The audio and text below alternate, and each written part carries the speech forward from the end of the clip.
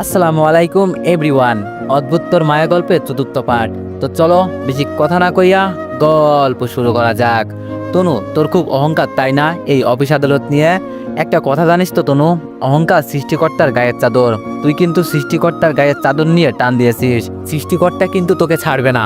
আর তার থেকেও বড় কথা, তুই ছেলেটাকে অপমান অপদস্থ করে কাঁদিয়ে অফিস থেকে তাড়িয়ে দিয়েছিস।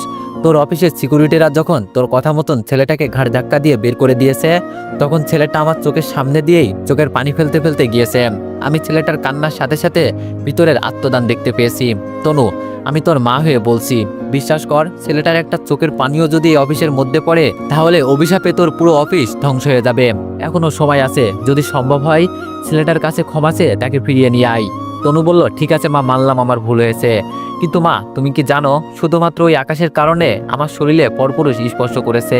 তনুর মা বলল, আকাশের কারণে তোর শরীরে পরপুরুষ স্পর্শ করেছে মানে? তনু বলল, মানে হলো গত 5 বছর আগে আকাশ আমাকে অপমান করে চলে যাওয়ার বিষয়টা রাস্তার কয়েকটা ছেলে দেখে, যেটা আমি জানি না। আমার বান্ধবীরা আমাকে বুঝিয়ে শুনিয়ে শান্ত করে বাড়ি পাঠিয়ে দিয়ে তারাও বাড়িতে চলে যায়। এরপর আমি যখন একাকী হেঁটে হেঁটে বাড়ি ফিরছিলাম, তখন সেই ছেলেগুলো হুট করে আমার সামনে এসে পথ আটকে দাঁড়ায়, আমার শরীরে হাত দিতে থাকে, আমার সঙ্গে আমাকে বলতে থাকে, একটু আগে দেখলাম একটা ছেলে তোকে থাপ্পড় মেরে তোর প্রেমের প্রপোজাল রিজেক্ট করেছে, কিন্তু বিশ্বাস কর, আমরা তোকে রিজেক্ট করব না। তুই খালি আমাদেরকে একবার প্রপোজাল দে, তাহলে দেখবি তোকে আমরা সবাই মিলে পরিপূর্ণ তৃপ্তি দিব।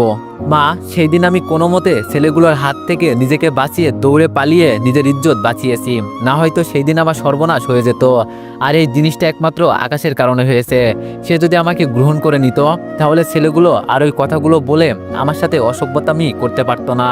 তনুর মা বলল, তনু, হ্যাঁ, তোর সাথে যেটা হয়েছে সেটা খুব খারাপ হয়েছে, তবে এতে আকাশের কোনো দোষ আমি দেখছি না। হ্যাঁ, সেই দিন আকাশ তোকে রিজেক্ট করেছে, কিন্তু সে নিজে তো তোর সাথে অমনটা করেনি, আর না সে ওই ছেলেগুলোকে শিখিয়ে দিয়েছে তার বিষয়টা নিয়ে মজা নিতে। আসলে ছেলেগুলোর ভিতরেই শয়তানি ছিল, তাই তারা ওইসব কথাবার্তা বলে তোর সাথে নোংরামি করতে চেয়েছে। কিন্তু তুই অযথা ভুল বুঝছিস আকাশকে। তাই তোর কাছে অনুরোধ করব, ছেলেটাকে ফিরিয়ে নিয়ে আয়, আর আগামীতে কখনো ছেলেটার সাথে অমন করবি না, আর না কখনো ওর মনে কষ্ট দিবি। সে তার মতো অফিসে কাজ করবে, আর তুই তোর মতো কাজ করবি। পার্সোনাল কোনো আক্ষেপ তুই আর তার উপরে কখনো উঠাবি না, প্রমিস কর আমাকে। তনু এক বিপাকে পড়ে যায় তার মায়ের কথা শুনে। কি করবে ভেবে পাচ্ছে না তনু। আকাশের উপরে প্রচন্ড ক্ষোভ তনুর, কিন্তু তনুর মা এখন প্রমিস করিয়ে তনুর হাত পা বেঁধে দিতে চাইছে। কি করবে কিছুই মাথায় আসছে না তনুর। চুপ করে দাঁড়িয়ে আছে। তনুকে চুপ করে দাঁড়িয়ে থাকতে দেখে তনুর মা বলে, ঠিক আছে শোন, তোকে আর ফোর্স করবো না, তবে ইচ্ছে হলে আমার কথাটা রাখিস, এবার আমি চললাম। তনুর মা চলে যায়। তনুর মায়ের নাম সালমা বেগম। সালমা বেগম চলে যাওয়ার পর তনুর মায়ের বলা কথাগুলো তনু ভাবতে থাকে। ওয়ানেক্স হচ্ছে সবচেয়ে বিশ্বস্ত বুকমেকার, যা পিএইচডি এবং সিরিয়া অ্যাপের অফিসিয়াল পার্টনার। এই অ্যাপসে আপনি cricket, football, tennis live match দেখতে এবং তাদের স্কোর ভবিষ্যৎবাণী করে সহজেই অর্থ উপার্জন করতে পারবেন। সেই সাথে BMW গাড়ি, আইফোন, ল্যাপটপ এবং আরও অনেক নগদ পুরস্কার জেতারও সুযোগ রয়েছে। এই অ্যাপটিতে আপনি class crystal, under and over 21 ইত্যাদি গেম খেলে সহজেই আয় করতে পারবেন। আপনি বিকাশ, নগদ, রকেট ব্যাংক, ক্রিপ্টো, পেপল এবং অন্যান্য সহজ পদ্ধতির মাধ্যমে সহজেই আপনার জেতা টাকা তুলতে পারবেন। এখানে আপনি 24 ঘন্টায় 7 দিন গ্রাহক সহায়তা পাবেন। তাই এখনই পিন কমেন্টের লিঙ্ক ব্যবহার করে রেজিস্ট্রেশন করুন, অথবা গুগলে ওয়ানেক্স সার্চ লিখে রেজিস্ট্রেশন করুন। আর হ্যাঁ, রেজিস্ট্রেশনের সময় আমার প্রোমো কোড VODA7 ব্যবহার করে প্রথমবার ডিপোজিটে 20,000 টাকা পর্যন্ত পান। কিছুক্ষণ ভাবার পর তনু উপলব্ধি করতে পারে তনু যা করেছে সেটা ঠিক হয়নি। হ্যাঁ, আকাশের উপরে তার রাগ অভিমান রয়েছে, কিন্তু তনু এ যাত্রায় অতিরিক্ত করে ফেলেছে। তনুর ভিতরেও এবার খারাপ লাগছে তখনকার আচরণের কারণে। একটা মানুষ একদিনের মধ্যে 7টা ফাইল কমপ্লিট করেছে। তনু তাকে বাহবা দেওয়ার কথা ছিল, কিন্তু তনু সেটা না করে তাকে উল্টো অপমান করে বের করে দিয়েছে। তনু মনে মনে সিদ্ধান্ত নেয় আকাশের কাছে ক্ষমা চেয়ে তাকে ফিরিয়ে আনবে। ভাবনা চিন্তা মোতাবেক অফিসের ম্যানেজারের নাম্বার থেকে আকাশের কাছে ফোন দেয়, কারণ তনু ভালো করেই জানে তার নাম্বার দেখলে আকাশ ফোন রিসিভ করবে না। তাই সে ম্যানেজারের নাম্বার দিয়ে আকাশকে ফোন দেয়, কিন্তু আকাশ তাও ফোন রিসিভ করে না। বেশ কয়েকবার ম্যানেজারের নাম্বার থেকে আকাশকে ফোন দেওয়ার পরেও ফোন রিসিভ করার কোনো নাম নিশানা নেই আকাশের। তনু বুঝতে পারে আকাশ হয়তো ফোন সাইলেন্ট করে রেখেছে, না হয়তো ইচ্ছে করেই কারোর ফোন রিসিভ করছে না। তনু আকাশকে ফোনে না পেয়ে ভাবে কি করবে। তখনই তনুর মাথায় আসে ফোনের GPS ট্র্যাকের সাহায্যে আকাশের খোঁজ পাওয়া যেতে পারে। যদি আকাশ ফোনের লোকেশন অন করে থাকে তবে। ভাগ্যক্রমে আকাশের ফোনের লোকেশন অন করাই ছিল। অবশ্য আকাশ ফোনের লোকেশন আজীবন অন করেই রাখে, কারণ রাস্তাঘাটে কখন কি হয়ে যায় বলা যায় না। তনু আকাশের লোকেশন পেয়ে যায়। অফিস থেকে বেরিয়ে গাড়ি নিয়ে লোকেশন দেখে সোজা আকাশের কাছে চলে যায়। আকাশ এখনো পার্কে বসে মনমরা হয়ে কি করবে সেটা নিয়ে ভাবনা চিন্তায় মশগুল। তনু পার্কে গিয়ে আকাশের পাশে বসে। তবে তনু যে আকাশের পাশে গিয়ে বসেছে সেই দিকে আকাশের কোনো খেয়াল নেই। তনু আকাশের পাশে বসে ধীরে ধীরে হাঁটতে এগিয়ে নিয়ে গিয়ে আকাশের হাতের উপর রাখে, যার ফলে আকাশ সাথে সাথে চমকে ওঠে। আকাশ চমকে উঠতে পাশ থেকে তনু আকাশকে বলে, আরে চমকে ওঠার কিছু নেই, আমি তনু। আমি বললাম, হ্যাঁ ম্যাডাম আপনি তনু, তা তো দেখতেই পেরেছি, কিন্তু আপনি এখানে কি করছেন আর আমার হাত ধরছেন কেন? তনু বলল, তোর সাথে সময় কাটাতে এসেছি। আমি বললাম মানে? তনু বলল, মানে হলো তুই একা একা বসে আছিস, তাই তোর সাথে সময় কাটাতে চলে এলাম। আমি বললাম, ম্যাডাম ফাজলামো করছেন আমার সাথে, আর হাতটা ছাড়ুন। তনু বলল, আরে ফাজলামো করছি না। আচ্ছা শোন আকাশ, আমি আন্তরিকভাবে দুঃখিত তোর কাছে তখনকার আচরণের জন্য। আমি বললাম, না ম্যাডাম সমস্যা নেই, আমার কপালে লেখা ছিল ওইসব, আর এবার প্লিজ আমার হাতটা ছাড়ুন। তনু বলল, তোর হাত ছাড়ার জন্য তো ধরিনি, তুই এখন আমার সঙ্গে যাবি, তারপর তোর হাত ছেড়ে দিব আমি। আমি বললাম, আমি আপনার সঙ্গে যাব বলতে কোথায় যাব আমি? তনু বলল, অফিসে যাবি, আবার কোথায় যাবি? আমি বললাম, সরি ম্যাডাম, আমি আর কাজ করব না আপনার অফিসে। তনু বলল, আকাশ আমি সত্যি সরি, আগামীতে আমি আর কখনো তোকে কিছু বলবো না, এবার চল আমার সাথে। আমি বললাম, না ম্যাডাম আমি আর কখনো আপনার অফিসে যাব না। তনু বলল, তোকে যেতে হবে। আমি বললাম তো তোকে আর কখনো কিছু বলবো না। আমি বললাম, না ম্যাডাম আমি তাও আর আপনার অফিসে কাজ করব না। তনু বলল, দেখ আমার রাগ উঠাস না, ভুলে যাস না তুই কিন্তু এখনো আমার কাছে জিম্মি, তাই ভালোভাবে চল আমার সাথে, তোকে আর কিছুই বলবো না আমি, না হয় কিন্তু জোর করে নিয়ে যাব বলে দিলাম। তনুর কথা শুনে আকাশ নিজের জেদ কমিয়ে ফেলে, কারণ সে ভালো করেই জানে তনুর কাছে সে এখনো জিম্মি, তাই সে তনুর অফিসে ফিরে যাবে বলে মনে মনে ঠিক করে। তবে সে মনে মনে আরেকটা সিদ্ধান্ত নেয়, এবার সে অফিসে যাবে ঠিকই, কিন্তু অফিসের পুরো নকশা সে বদলে ফেলবে, কারণ যেখানে সিস্টেমের সমস্যা সেখানে মানুষকে নয় সিস্টেমকে ঠিক করতে হবে। আর সেই মানুষগুলো তাকে অফিস থেকে বের করে দিতে বলেছে, সেই মানুষগুলোই একটা সময় তাকে ছাড়া কিছুই বুঝবে না। এছাড়া তনুকেও সে নিজের আয়ত্তে করে নিবে, কারণ রাজ্যের প্রজাকে নয় রাজাকে পরাজয় করলেই পুরো রাজ্য হাতে চলে আসে। আকাশ এখন সেটাই করবে। এতদিন সে চুপ করেছিল, তবে আর নয়, ধৈর্যের একটা সীমা থাকে, যেটা এবার আকাশের অতিক্রম হয়ে গেছে। কত ধানে কত চাল, আকাশ এবার এটা তনুকে বুঝিয়ে ছাড়বে। তনুর কথা মেনে নিয়ে আকাশ তনুর সাথে অফিসে যেতে রাজি হয়, তবে যাওয়ার আগে তনুকে বলে, ম্যাডাম আমি আপনার অফিসে যাব ঠিক, কিন্তু আমি কাজ করতে গিয়ে কোথায় ভুল করেছি সেটা আমাকে দেখতে দিতে হবে, ফাইলগুলো আমায় আবার দিতে হবে। তনু বলল, ঠিক আছে দিব, তুই এবারে অফিসে চল। অফিসে পৌঁছে তুই নিজেই আমার কেবিনে ঢুকে ডেস্ক থেকে ফাইলগুলো নিয়ে নিস, সব কয়টা আমার ডেস্কের উপরেই রাখা আছে। আমি বললাম ওকে। আকাশ তনুর সাথে অফিসে চলে যায়। অফিসে পৌঁছে নিজেই গিয়ে তনুর কেবিন থেকে ফাইলগুলো নিয়ে এসে নিজের ডেস্কে বসে দেখতে থাকে কোথায় ভুল হয়েছে। সমস্ত ফাইল ঘেটে ঘেটে ভুল খুঁজতে থাকে। 7টা ফাইলের ভেতরে শেষ ফাইলটার মধ্যে আকাশ ছোটখাটো একটা ভুল দেখতে পায়, যেটা কোনো আহামরি ভুল নয়, একবার কলমের গুতা দিলেই ভুলটা সংশোধন হয়ে যাবে। এছাড়া আকাশের কাছে আর কোনো ভুল চোখে পড়ে না। আকাশ আশ্চর্য হয়ে যায়, ছোট্ট একটা ভুলের কারণে তনু তার সাথে এমনটা করলো। ফাইলগুলো হাতে উঠিয়ে নিয়ে তনুর কেবিনে চলে যায়, তারপর ফাইলগুলো তনুর ডেস্কের উপরে রেখে বলে, ম্যাডাম একটা সামান্য ভুলের কারণে আপনি আমার সাথে এত কিছু করলেন। আমার ভুলটা একদম অতি সামান্য ছিল, যেটা চাইলে মিনিটের মধ্যেই ঠিক করা যেত, কিন্তু আপনি তা না করে আমাকে সকলের সামনে টেনে নিয়ে গিয়ে অপমান করে অফিস থেকে বের করে তাড়িয়ে দিলেন। তনু বলল, আকাশ আসলে তোর উপরে আমার অনেক রাগ উঠেছিল গতকালের কারণে, আমার ইচ্ছে ছিল তোর উপর প্রতিশোধ নেওয়ার, তাই তোকে সকলের সামনে নিয়ে গিয়ে অপমান করেছি। তবে বিশ্বাস কর, তোকে অফিস থেকে বের করে দেওয়ার ইরাদা আমার মধ্যে ছিল না, কিন্তু অফিসের সকল কর্মচারী তোকে বের করে দিতে বলাই আমি কোনো কিছু না ভেবেই তাদের কথা মতো তোকে বের করে দিয়েছি। আকাশ তনুর কথা শুনে আবারও আশ্চর্য হয়। একটা মানুষ প্রতিশোধ নেওয়ার জন্য কতটা নিচে নামতে পারে সেটা তনুকে না দেখলে আকাশ কখনোই বুঝতে পারতো না। একদিনে 7টা ফাইল কমপ্লিট করা 2-4টে কথা না, পুরো রাত নির্ঘুম থেকে ফাইলগুলো কমপ্লিট করেছে আকাশ। তনুর কাছে প্রশংসার পাত্র হওয়ার কথা ছিল আকাশের, সেখানে ক্ষুদ্র একটা ভুলের কারণে উল্টো পুরো অফিসের সামনে লজ্জিত হতে হলো। সেই সঙ্গে ঘাড় ধাক্কা দিয়ে তাকে অফিস থেকে বের করে দেওয়া হয়েছে। অবাক দৃষ্টিতে তনুর দিকে তাকিয়ে থাকে আকাশ, বলার মতো কিছুই খুঁজে পাচ্ছে না সে। অপর দিকে তনু আকাশকে তার দিকে তাকিয়ে থাকতে দেখে বলে, আমি ক্ষমা প্রার্থী তোর কাছে, তুই আমাকে ক্ষমা করে দে, আগামীতে আর কখনো তোর সাথে এইরূপ আচরণ করব না। আকাশ কিছু বলে না, মুচকি হাসি দিয়ে তনুর কেবিন থেকে কোনো কথাবার্তা ছাড়া বেরিয়ে যায়, কারণ সম্মান নষ্ট করার জন্য মানুষকে একাধিকবার তুচ্ছ তাচ্ছিল্য করতে হয় না, একবার করলেই যথেষ্ট। আর তনু সেটা তার সাথে একবার করে ফেলেছে, আগামীতে করুক আর না করুক তাতে আর তেমন কিছু যায় আসে না। দাগ যা লাগার প্রথমবারই লেগে গিয়েছে, তাই আকাশ তনুর কথায় কোনো গ্রাহ্য না করে কেবিন থেকে বেরিয়ে চলে যায়। আকাশের আচরণে এবার তনু আশ্চর্য হয়। তনু ভাবে তার কথার প্রতি উত্তরে কিছু না বলে আকাশ হুট করে চলে গেল কেন। তনুর ভিতরে আকাশের এই ব্যাপারটা কেমন যেন দাগ কাটে। তবে তনুকে কে বোঝাবে, সবেমাত্র শুরু, এখনো বহু দাগ কাটা বাকি। অন্যদিকে আকাশ ডেস্কে বসে বসে ভাবে তনুকে কিভাবে কন্ট্রোল করা যায়। এমন সময় অফিসের ম্যানেজার আকাশের কাছে এসে বলে, এই আকাশ, তোমাকে না ম্যাডাম অফিস থেকে বের করে দিয়েছে, কিন্তু পরবর্তীতে কি মনে করে উনি তোমায় আবার অফিসে নিয়ে আসলো? হঠাৎ ম্যাডামের কি হয়েছে? উনি তোমাকে বের করে দেওয়ার পর আমার নাম্বার থেকে কয়েকবার তোমাকে ফোন দিয়েছে, কাহিনীটা কি? ভাবনার অবসান ঘটিয়ে আকাশ ম্যানেজারকে বলে, কাহিনী হচ্ছে অফিসে নাকি গরু ছাগল দিয়ে ভরপুর, তাই ম্যাডাম আবার আমাকে নিয়ে এসেছে। কারণ গরু ছাগল দিয়ে কখনোই অফিসের কাজকর্ম হবে না, কাজকর্মের জন্য কিছু মানুষের দরকার, যেটা ম্যাডাম বুঝতে পারায় আমাকে আবার ফিরিয়ে নিয়ে এসেছে। ম্যানেজার বলল, মানে কি? আমি বললাম, এই যে মাত্রই বললাম মানেটা। ম্যানেজার বলল, আকাশ তুমি কি আমাকে অপমান করলে?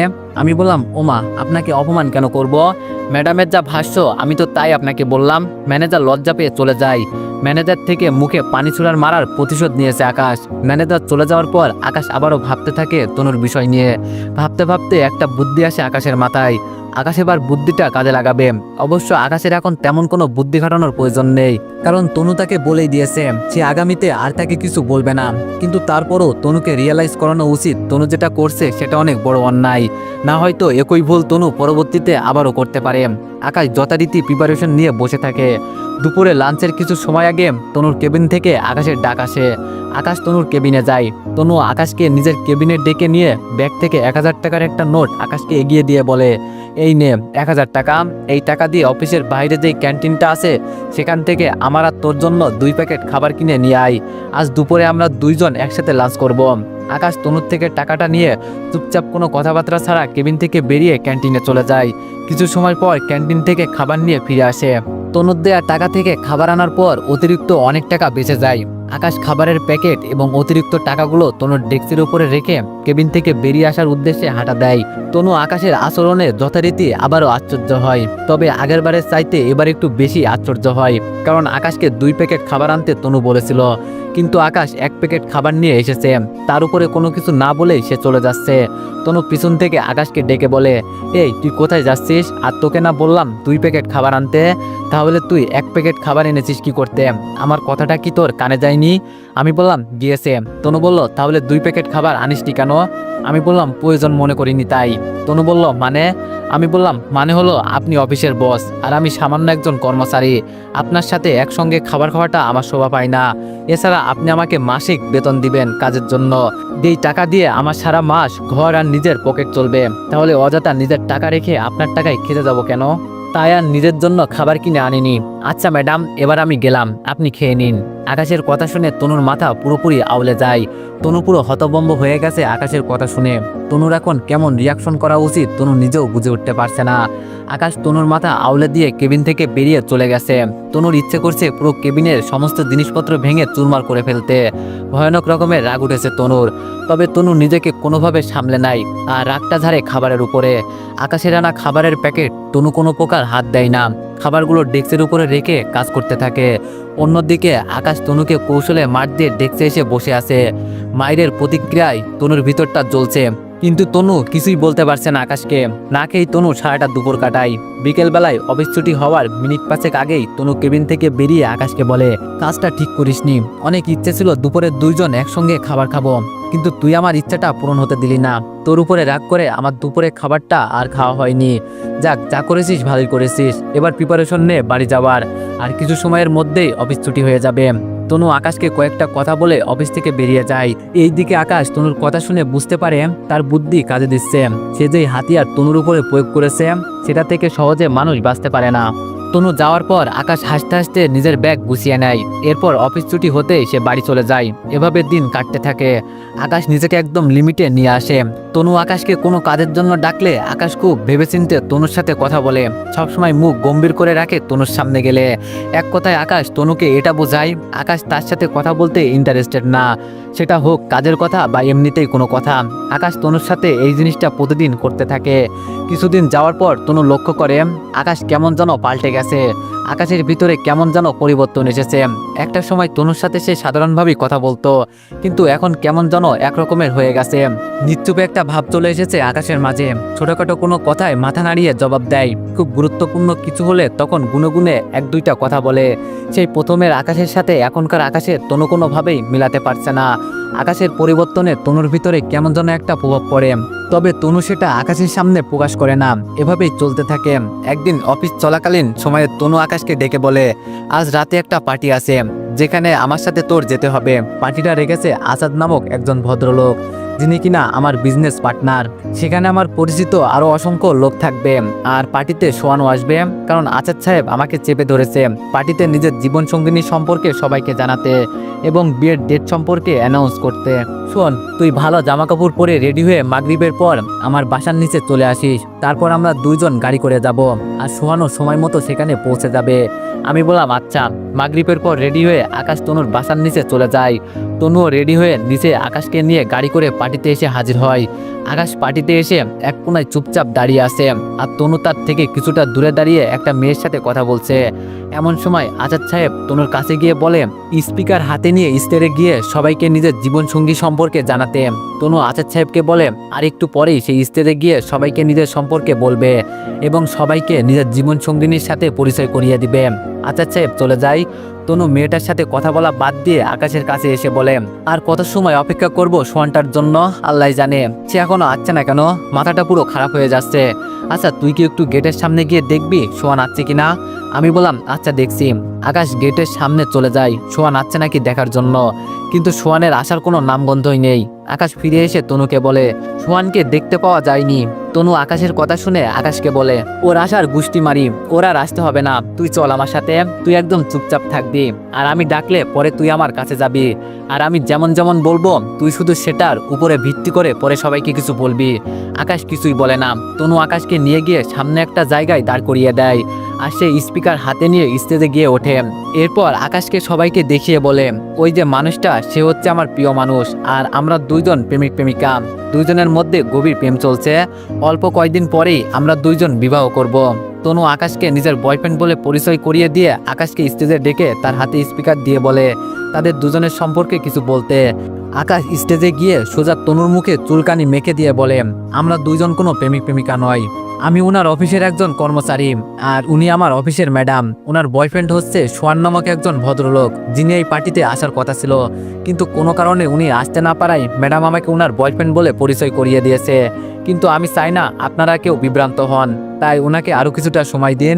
কিছু সময়ের মধ্যে হয়তো ওনার আসল প্রেমিক সোয়ান চলে আসবে। আকাশ সবার সামনে সত্যিটা বলে স্টেজ থেকে নেমে পার্টি থেকে বেরিয়ে চলে যায়। এইদিকে আকাশের কর্মকাণ্ডের লজ্জায় তনু স্টেজে দাঁড়িয়ে কান্না করে দিয়েছে। সবাই তনুর দিকে বাঁকা চোখে তাকিয়ে আছে। কিছুক্ষণ পর তনু ও লজ্জায় স্টেজ থেকে নেমে কান্না করতে করতে পার্টি থেকে বেরিয়ে চলে যায়। পার্টি থেকে বেরিয়ে গাড়িতে গিয়ে উঠে বসে। গাড়িতে আগ থেকে আকাশ বসা ছিল। আকাশও পার্টি থেকে বেরিয়ে এসে গাড়ির মধ্যে উঠে বসেছে। তনু গাড়িতে উঠে আকাশকে দেখতে পেয়ে রাগে আকাশের শার্টের কলার টেনে ধরে চোখের পানি ফেলতে ফেলতে চেঁচিয়ে বলে, কেন করলি তুই আমার সাথে এমনটা? আকাশ বলল, কারণ আপনি মিথ্যা বলেছেন সবাইকে। আমি আপনার কোনো বয়ফ্রেন্ড না, আপনার বয়ফ্রেন্ড হচ্ছে সোয়ান। কিন্তু আপনি আমাকে সবার সামনে বয়ফ্রেন্ড বলে মিথ্যা পরিচয় করিয়ে দিয়েছেন, তাই আমি সবার সামনে ওই রকমটা বলেছি। আসলে তুই একটা নিচু মনের মানুষ। ওই রকমটা করার আগে তোর 10টা বার ভাবা উচিত ছিল। আর কি বললি আমি মিথ্যা বলেছি? শোন, আমি কোনো মিথ্যা বলিনি। আর সোয়ান আমার কোনো বয়ফ্রেন্ড না, ও শুধু আমার মাত্র ফ্রেন্ড। আকাশ তনুর কথা শুনে ভূত দেখার মতন চোখ বড় বড় করে তনুর দিকে তাকিয়ে আছে। তনুর মুখে আকাশ এই কথাটা শোনার জন্য কখনোই প্রস্তুত ছিল না। আকাশ পুরো নিশ্চুপ হয়ে যায়। মনে হচ্ছে যেন আকাশ কোনো টাইম জোনে আটকে গেছে, যেখানে সবকিছু এক জায়গায় বিদ্যমান হয়ে আছে। না কোনো কিছু সামনে এগোচ্ছে, না কোনো কিছু পেছনে যাচ্ছে। আকাশ বড়সড় রকমের শক খায়। কিছুক্ষণ বিস্মিত অবস্থায় কেটে যায় আকাশের। কিছুক্ষণ পর আকাশ স্বাভাবিক হয়, আর একে একে আকাশের ভিতরে প্রশ্ন জাগতে শুরু করে। তবে সে এখনো সাইলেন্ট। ওপর দিকে তনু আকাশকে চুপ থাকতে দেখে সজোরে নাড়িয়ে বলে, কিরে কথা বলছিস না কেন এখন? স্টেজে তো আমার মান সম্মান ধুলোয় মিশিয়ে দিয়েছিস, কিন্তু এখন চুপ করে আছিস কেন? সোহানের কথা শুনে কি আশ্চর্য হয়েছিস নাকি? আমি বললাম জি, আশ্চর্য তো হয়েছি, তবে আমি জানি আপনি একটু আগে যেই কথাটা বলেছেন সেটা পুরোপুরি মিথ্যা। সোহান আপনার কোনো ফ্রেন্ড না, সে আপনার বয়ফ্রেন্ড। আপনি অযথা আমাকে গোমরা করার চেষ্টা করিয়েন না।